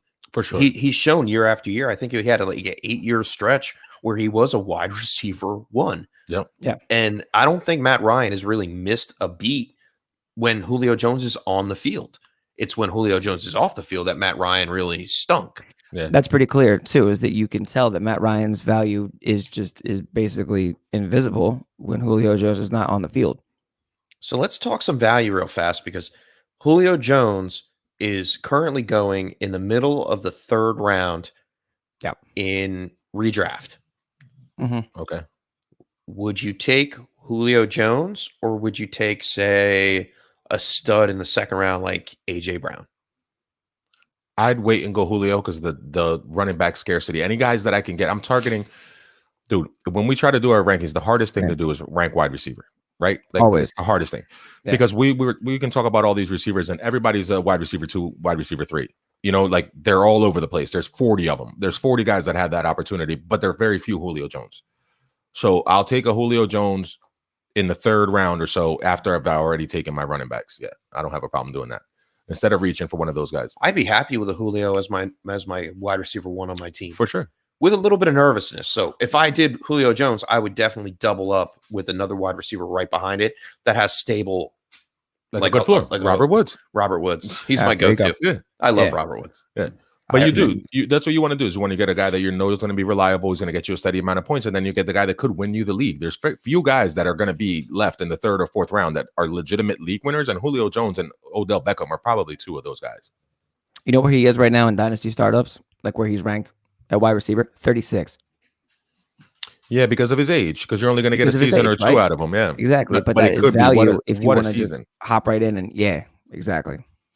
Now let's talk about a guy that his value has dropped drastically, and I'm going to move on to my guy, and that's AJ Green, new wide receiver for the Arizona Cardinals. Now, similar to Julio Jones, he's 32 years old. All right, Green is obviously past his prime, but did show that he could produce to an extent last season. There was a couple weeks in there where he hit over the 15 fantasy point mark in PPR, week 6, 7, and 14. But he has missed a total of 29 games in his career due to injury, including all of 2019. So I believe he can be fantasy relevant if he gets the opportunity. But first and foremost, he needs to stay on the field. So unfortunately for Green, he will be the 3rd or 4th pass option behind Hopkins, Christian Kirk, and the running backs. I have the running backs ahead of him in targets. Probably. Not to mention, Larry Fitzgerald has not retired yet. Right. So if Larry Fitz stays on the field, AJ Green moves to the 5th option. And that's scary for AJ Green. And if we're tilting the scale which way we're going with it, I'm staying away from AJ Green. I'm sorry, AJ. I'm sorry, Drew. Not making my team. You are no more than a waiver ad drop than anything else in fantasy, especially in redraft. Yeah, I guess I'm going to side with you there. I guess I'm tired of putting eggs in the AJ Green basket just to get disappointed. And I don't think that it's going to change, especially going to a team where there are better options there. I feel like if he does have a flash in the pan, it's not going to be something. If he has a flash in the pan, it's going to be a week that you have him on your bench. And then you might be like, oh, I'm going to do that again. And then you put him up there the week, the next week. He's going to be like a Deshaun Jackson.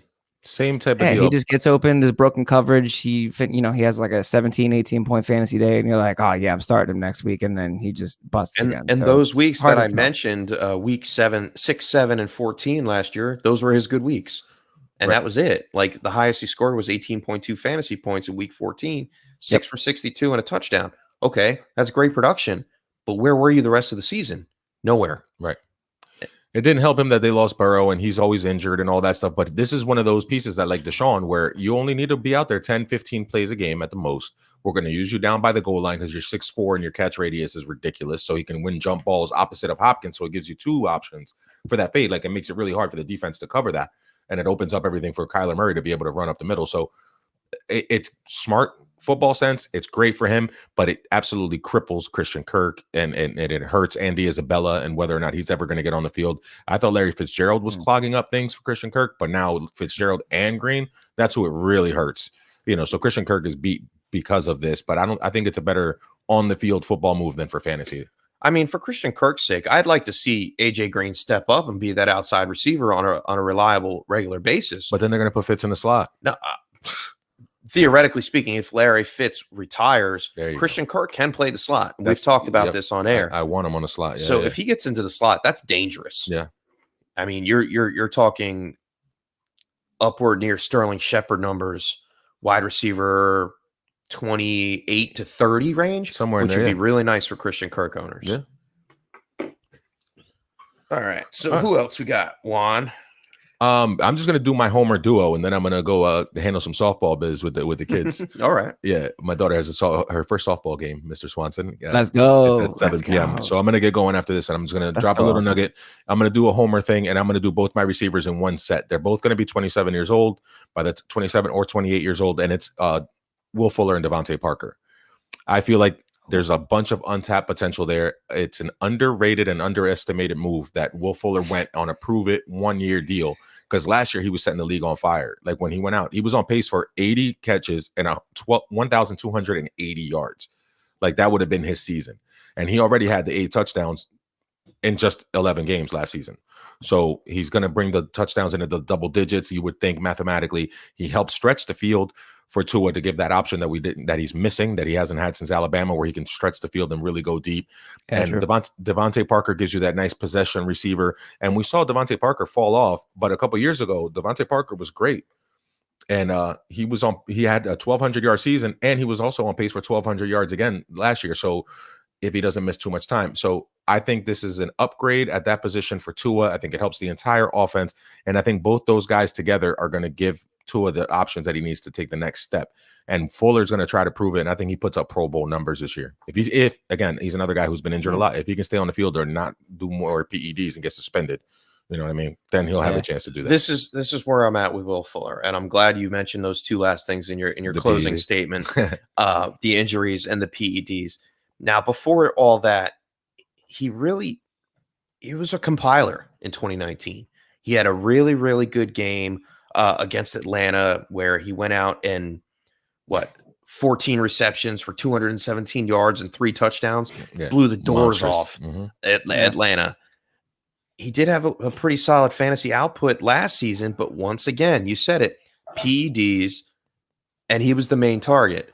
I'm not convinced that translates over to the Miami offense with Tua at the helm, especially with Devontae Parker, Preston Williams, Mike Gesicki. And if they go out and get Jamar Chase, that could screw everything up for the 27-year-old. And I say 27 because he will be 27 on Friday. Happy birthday, Will Happy Fuller. birthday, Will Fuller. Happy birthday. Will Fuller Stay B. off the juice, please, Please. during your birthday, please. But he's never played a full season in his career, mainly due to the injuries. And then obviously last year with the PEDs, it just took him out of question. So I'm just afraid. In 2019, he averaged 12.2 fantasy points per game, which is a nice piece, wide receiver 3 flex option for your Flex fantasy option, roster. Sure. Yeah. But I'm not putting all my ducks in on Will Fuller. I have him as a high-end wide receiver 3, low floor wide receiver 4, worst case scenario.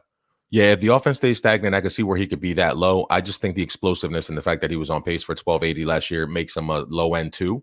And I think him and Parker will be in that range, kind of where you want to put everybody. I want to put 40 wide receivers between 18 and 24. There's 40 guys, and I want to stick them all in that. Ranking's going to be a little bit tough this year with all those wide receivers, man. It's going to be tough. I just like the fact that after these guys, you don't want them to ever do PEDs, but once they do it, they come back better. Like Edelman came back great after the PEDs and stopped being hurt as much and was able to put together a full season.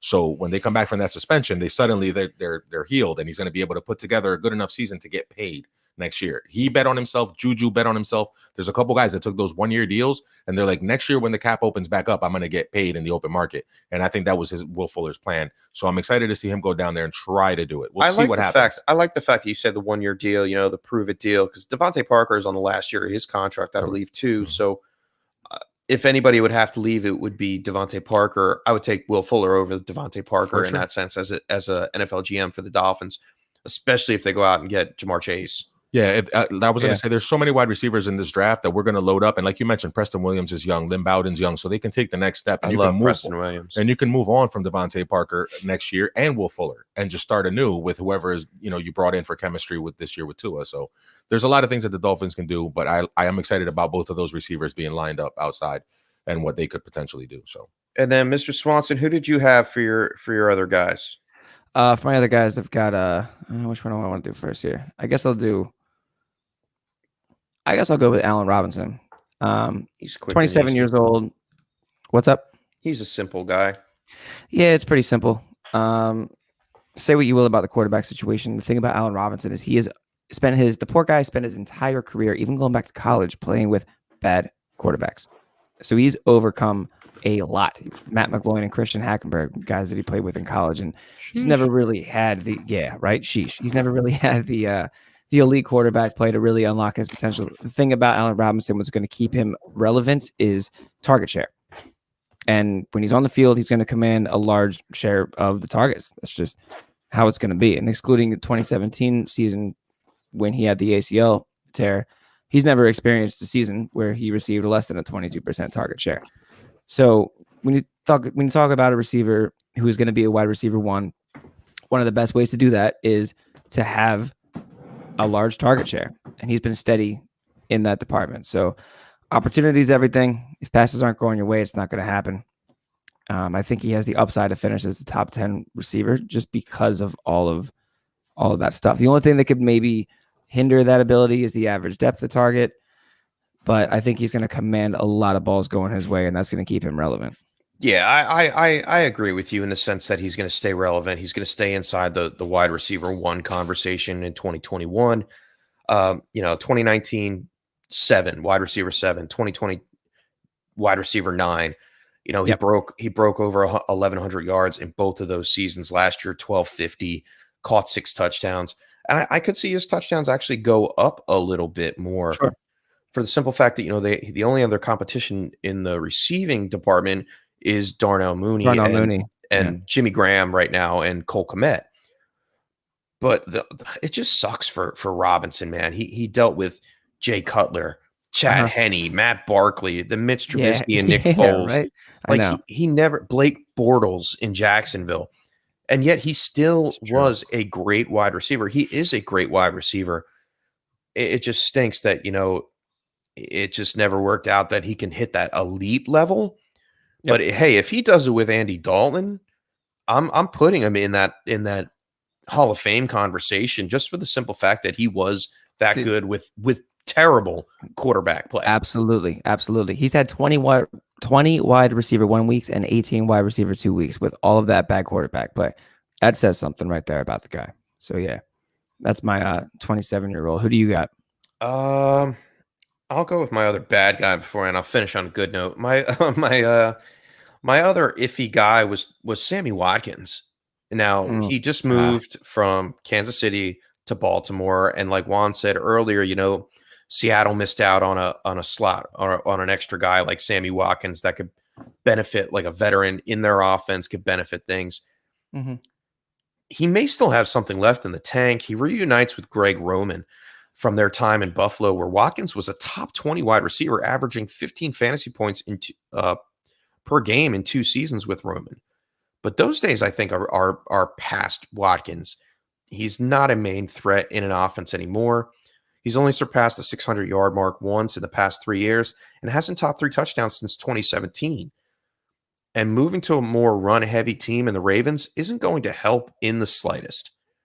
There is, however, a glimmer of hope that Watkins fills a needed void in a wide receiver opposite young phenom Marquise, no grease, Hollywood Brown. All right, he comes in and he takes over that Willie Snead role, which Willie Snead was here or there last season, didn't really show up too much.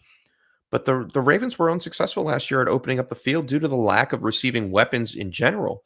So with Watkins coming in, it could open things up a little bit. I know I've read articles where Sammy Watkins talks about Greg Roman in the sense that he knows that there's more in the offensive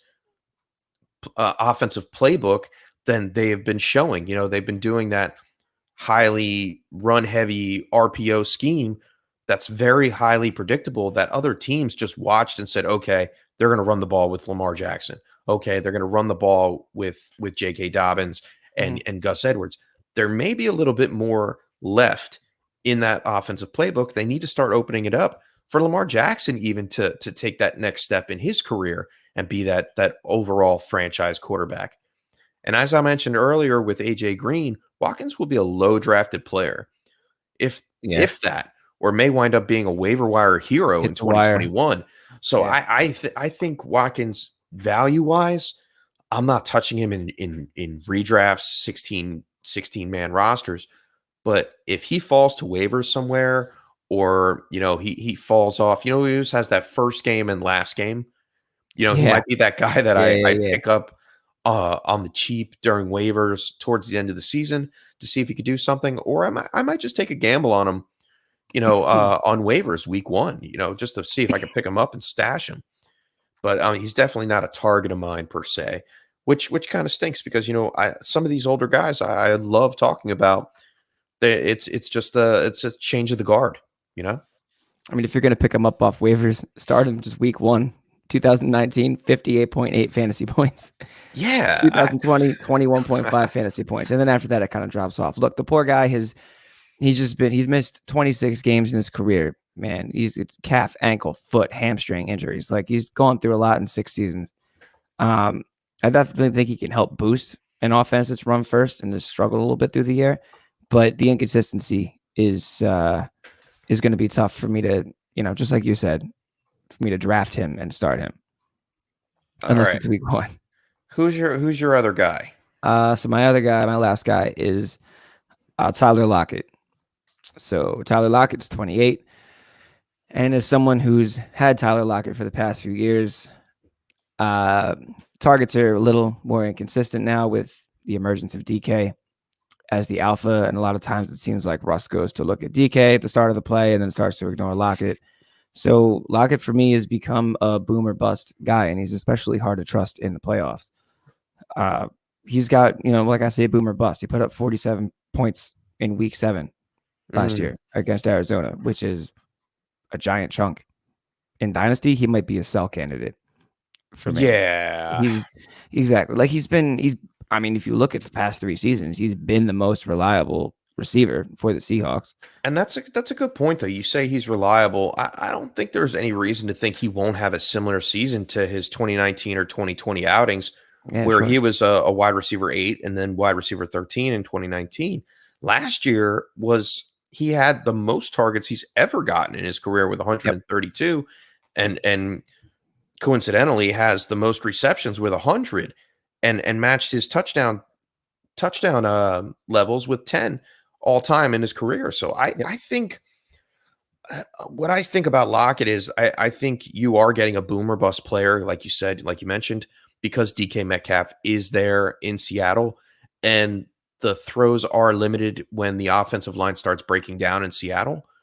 But I still think Lockett has a lot left to give. He signed a longer, I think it was a 4-year deal. 4 years. Yeah. So he's going to be around in Seattle, probably with Russell Wilson for at least the next couple years. Who knows if Russell Wilson chooses to stay in Seattle after his contract is up. But yeah, I like Tyler Lockett, man. He's got a good rapport with Wilson if he stays there. I mean, I feel like Tyler's kind of just going to stay where he was in terms of value for right now. But if you're in Dynasty, I would maybe consider shopping him because who knows how long that value is going to stay around. But I do. It's the name of the see it being game. there for like, yeah, right. Sure is. All right, Chef. All right, Round us talking out about with another your, guy shopping because I did yeah. send you a trade request. Oh, that's right. That's right. I saw it at work last night. I'm sorry. Kenny Galladay is my last wide receiver, veteran wide receiver I want to talk about. Now, he's 27 years old, despite being in the league for 4 years already. So that means he was a late candidate out of college. He missed a year due to injury in 2020 last year. But what I'm really excited about was his 2019 season. We saw him in true form, finishing as wide receiver 9 in PPR formats. Now he comes into a freshly charged offense in their second year with Jason Garrett as offensive coordinator and Joe Judge being their head coach. And the arrows are pointing up for Big Blue. And I feel Galladay will be a big part of that. Mm-hmm. Prior to his injury in 2020, he surpassed the 1,000 yard mark in both 2018 and 2019. If he comes anywhere near that yardage mark, which he should, being the main target in that offense, true one, and has 7 to 8 touchdowns this season, you're looking at a low-end wide receiver 2 with high-end wide receiver 2 upside. Now, the Giants do have other options to pass to: Shepard, Ingram, and let's not forget Saquon Barkley, which I feel will be the featured weapon in the offense. Yeah. I think Kenny Galladay is there more as a complement to spread the field and keep defenses honest. So I'm not putting him up in the wide receiver 1 conversation, but a viable weekly wide receiver 2 flex sounds great for Kenny Galladay, and I'd be happy to have him on my team. So if you want to accept that trade offer that I sent for you in Dynasty, I really appreciate that. So or I'm at least a counter. No, I'm probably going to counter because I'm looking at it right now, and it's a great offer. It really is. And, oh yeah, I'm not doing that this year, man. I've had some crazy bad offers sent my way, and I'm done with it, man. I mean, I'm only sending good offers out from now on. So I was offered Cam Newton, Robbie Anderson, and a 2021 second for Kenny Galladay, which is great. The only problem is I don't want to accept this. So I'm hurting at quarterback in this Dynasty League. Yes, you are. I have Lamar Jackson and Jared Goff as my starting quarterbacks in the Superflex League. Quarterbacks are very scarce. Yeah, they're very scarce. There's nobody on the waiver wire. It is, if I have to draft a quarterback this year. And that's what I look at. I say, yeah, he's going to have to draft a quarterback, but is that quarterback going to be a starting quarterback? That's the thing. You never know. With the 102, I kind of can't pass. I don't want to get cute and take Kyle Pitts. I have to be smart. I got to draft the quarterback. So, but the thing is that, like we talked about on the show last week, there is a chance, and I can see this happening, where Bill Belichick trades up and goes to get a quarterback in this draft, which would just completely diminish Cam Newton's value. Right now, taking this trade seems just a little too early. I would like to entertain. You'd like to wait till after the draft. I would like to wait till after the draft because it may not be on the board after the draft. Listen, I understand that, but I can't take that risk right now and end up losing Galladay and gaining a quarterback who's just gonna fade away. All right, well, we'll keep it in there. We'll keep it on there for a little bit and see how you feel about it. But it's very fair offer. 14 days and a wake up. I know. I love that. Is it really 14 days? Yeah. Wow. Yeah, the draft is right around the corner. Oh, man, I can't wait. And I think that about wraps up our show for the evening. We did run kind of long today, Mr. Swanson.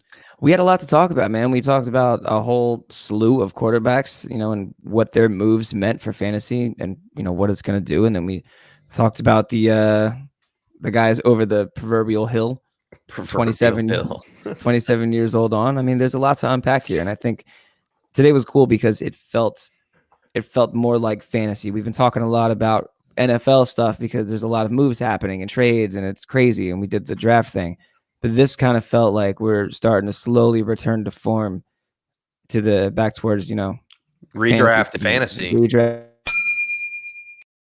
Yes, sir. I can't wait, man. I really can't wait. This is going to be a great season. And yeah, so I guess I'll sign off here. Thank you to everybody in the chat that came in. Justin, Brad, Bolt, Jeff, Mob GG, man. Mob GG. I love seeing Mob GG. My boy Dot stopped in. Love that. Helene, I guess. Helene, That's my aunt. Hello, that's your aunt. Hey, Aunt Yeah. Helene. Yeah, thank you guys for tuning in. As always, another great show. We'll be back next Wednesday with another one. You can find me on Twitter at FFJawn, JAWN Swanson. I got some things cooking up music wise. If you need anything for your podcast or for a commercial or for whatever it is, send me a message. I'll do my best to hook you up with that. And my music project is called Crow. You can find us on Twitter at OKCrowOK. That's OKAY. Crow, OKAY. Thanks, Chef. We got some stuff coming up soon. We're going to finish a new song at a buddy of mine's studio, mixed by Ray. Shout out to Ray because Ray is absolutely incredible. Awesome. And we're going to be putting out this new song soon for the summertime. For when Can we get a sneak debut here on the Tilt is Real? Is that possible? Ooh. Maybe next week I'll put up a little like 10-second clip of it. Nice. That would be awesome. Juan That would be He awesome. loved it. But yeah, things are cool, man. We're working. Things are great. And I'm just looking forward to football, man. Looking forward to doing this more. And Juan had to step out. I'll do him a favor and sign him off. You can find him at FF Juan of a Kind on Twitter. Find some of his work at thetiltisreal.com as well. Juan is a big contributor in the fantasy community. We always have good fun. Part of the Chaos League. All three of us are in the Chaos League with a bunch of other fantasy analysts, and it gets more chaotic every draft pick that goes down the draft board. What round are we in? I think we are in the 28th round now, or 27th, or something like that. Further than that, we are in the 28th. Yeah, 28th 28 out round. of 32. It just went around the turn today. Mm-hmm. But you can find me at FF_Chef. My name is James Crease. You can find my work over at Ball Blast Football. That's BALL Blast FF on Twitter. And you can find me hosting the Blitz Trivia podcast on the Fantasy Intervention Network Thursdays, 7 p.m. Eastern with Jordan S. Halper, 83. Check us out if you like football, if you like trivia. Should be a good time. Always fun for your Thursday evening entertainment. So, like Mr. Swanson said, come check us out next week. We'll be diving into more fantasy relevant information for you, and we always tilt around fantasy football. Till next time, guys, keep it real. Thank you. We're out. Thank you. Peace. Thanks for tuning in to the Tilt is Real Fantasy Podcast. Like and subscribe on YouTube and follow us on Facebook and Twitter. Check out our website at thetiltisreal.com for more great fantasy football content. We'll catch you guys next time on The Tilt is Real.